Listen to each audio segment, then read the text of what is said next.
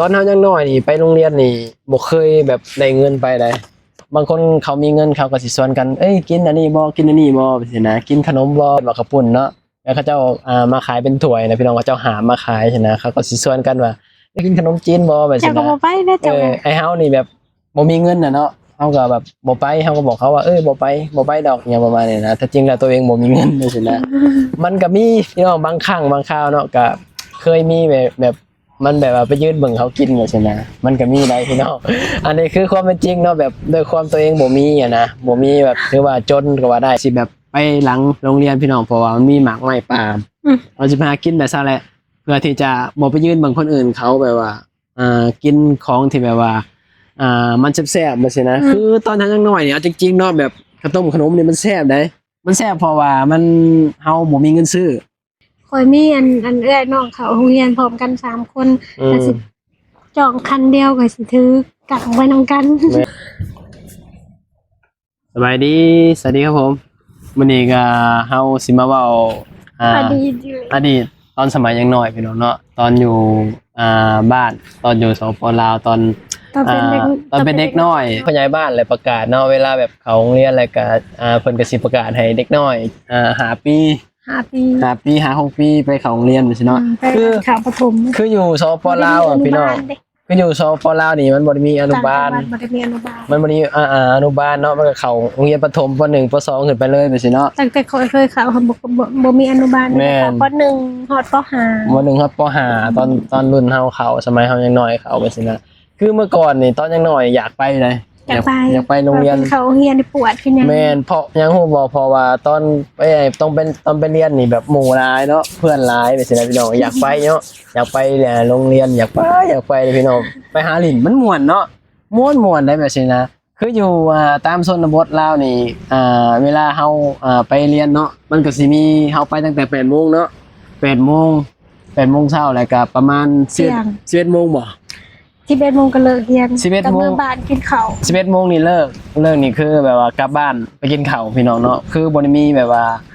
คือบ่ได้มีแบบอาหารเขาเรียกจังได๋อาหารในโรงเรียนหรือว่าหยังก็อยู่ไทยอ่ะโรงอาหารบ่ได้มีแบบว่าบ่มีกับข้าวแบบในโรงเรียนจังซี่นะส่วนหลายแบบว่านี่เลิกเรียนแล้วกินเรือนไฟเลิกช่วงเที่ยงแล้วก็สิเมื่อเฮือบ้านไผบ้านมันแล้วก็สิกินข้าวแบบว่าแล้วก็มาช่วงตอนบ่ายจังซี่เนาะคืออยู่บ้านนอกเฮามันเป็นแบบนี้พี่น้องเนาะเข้า8:00 นเนาะเข้า8:00 นแล้วก็ประมาณ9:30 นโอ้ยลม9:30 นนี่พักเล่นประมาณครึ่งชั่วโมงเนาะแล้วก็เข้าอีกแล้วก็เลิกประมาณ 11:00 นพี่น้อง 11:00 นก็เลิกพอเลิกแล้วก็กลับบ้านบัดนี้กลับบ้านไปหากินข้าวแล้วก็ช่วงบ่ายมาใหม่แล้วก็บ่าย 2ก็เข้าประมาณ 4:00 นบ่เลิกบัดนี้ประมาณ 4:00 นก็เลิกอีกบัดนี้ช่วงตอนเย็นนะพี่น้องก็แบบนี้เด้แบบโรงเรียนตามชนบทแบบสินะตามบ้านนอกอยู่ลาวแบบสินะตอนเฮายังน้อยนี่ไปโรงเรียนนี่บ่เคยแบบได้เงินไปได้เจ้าก็เป็นบ่เป็นแม่นคือส่วนตัวเฮาแบบว่าเวลาเฮาไปเรียนนี่เฮาบ่เคยแบบได้เงินบ่ได้เงินสักบาทบ่ได้เงินสักแบบสักกีบแบบสินะเวลาไปเรียนโรงเรียนแบบสินะบ่เคยได้พี่น้องเพราะว่าพ่อแม่เองก็บ่ได้มีเนาะพ่อแม่ก็แบบคือว่าแบบค่อนข้างที่จะแบบว่า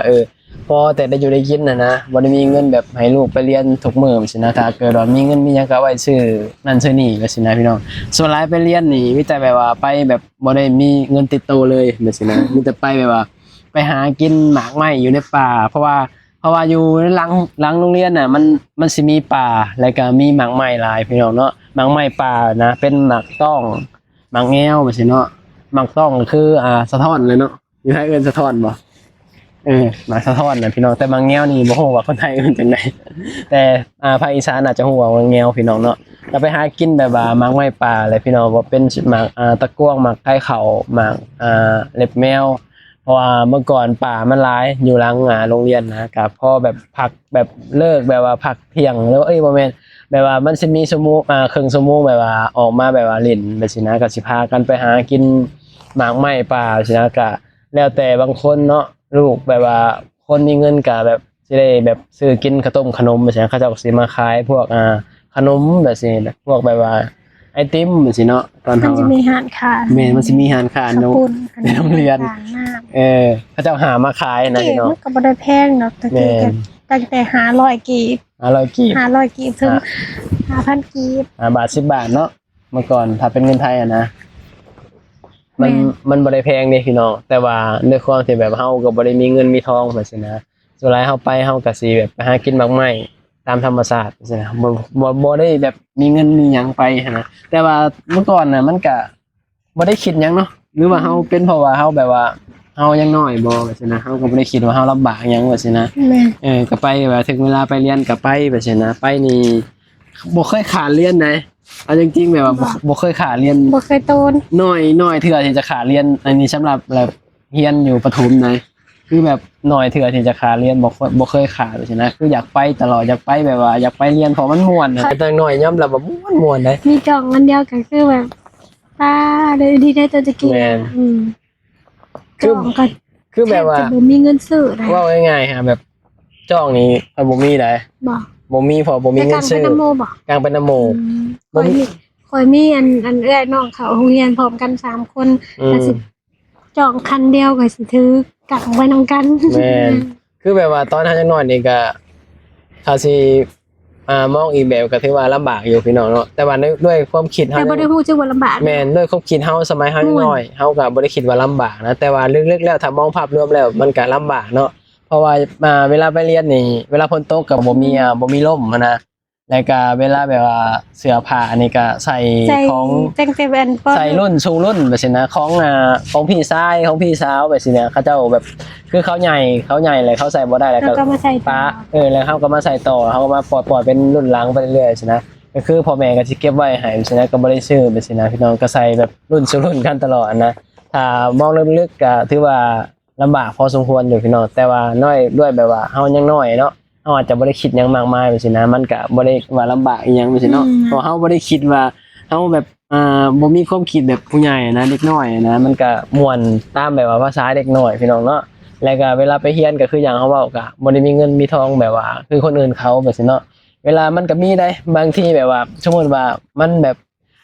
ใกล้สิพักเล่นแบบนี้นะเพอเขาเจ้ามีแบบว่าให้พักเล่นประมาณครึ่งชั่วโมงแบบนี้นะก็บางคนเนาะบางคนเขามีเงินเขาก็สิชวนกันเอ้ยกินอันนี้บ่กินอันนี้บ่แบบนี้นะกินขนมบ่กินขนมจีนบ้านเฮาเอิ้นว่าข้าวปุ้นเนาะแล้วเขาเจ้ามาขายเป็นถ้วยนะพี่น้องเขาเจ้าหามาขายใช่นะเขาก็สิชวนกันว่า เจ้าก็บ่ไปได้เจ้าก็ ไอ้เฮานี่แบบบ่มีเงินน่ะเนาะเฮาก็แบบบ่ไปเฮาก็บอกเขาว่าบ่ไปดอกอย่างประมาณนี้นะแต่จริงแล้วตัวเองบ่มีเงินจังซี่นะมันก็มีพี่น้องบางครั้งบางคราวเนาะก็เคยมีแบบมันแบบว่าไปยืนเบิ่งเขากินจังซี่นะมันก็มีได้พี่น้องอันนี้คือความเป็นจริงเนาะแบบด้วยความตัวเองบ่มีอ่ะนะบ่มีแบบถือว่าจนก็ว่าได้นะพี่น้องเพราะว่าบ่เคยได้เงินไปโรงเรียนจักเทื่ออันนี้คือสมัยเข้าโรงเรียนประถมเนาะอยู่ในหมู่บ้านเฮาเองแบบนี้นะก็บ่เคยแบบว่า มีเงินติดโตวไปจากเถื่อพี่น้องเนาะก็ถามว่าเคยไปยืนเบิ่งเขากินบ่ก็เคยได้เคยอยู่แต่ว่าก็บ่ได้แบบหลายครั้ง